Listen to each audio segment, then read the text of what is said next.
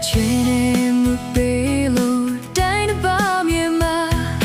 ဝေးရမြေဆုံးခွာမိသားစုနဲ့ဝေးဝမ်းရင်တွေရုံးကန်ပြန်ကျင်တဲ့စိတ်ကိုဖြေကကျမပေးလာနေရတဲ့ဘဝ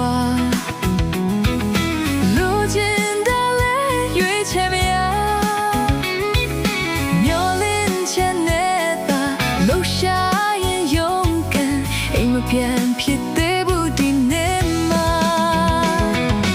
မောင်ဝေးလေးတွေဝေးလာခဲ့ရင်ဒီနေ့နဲ့ချမ်းမွေးရမြေအောင်မြင်မှုများနဲ့ပြန်မယ်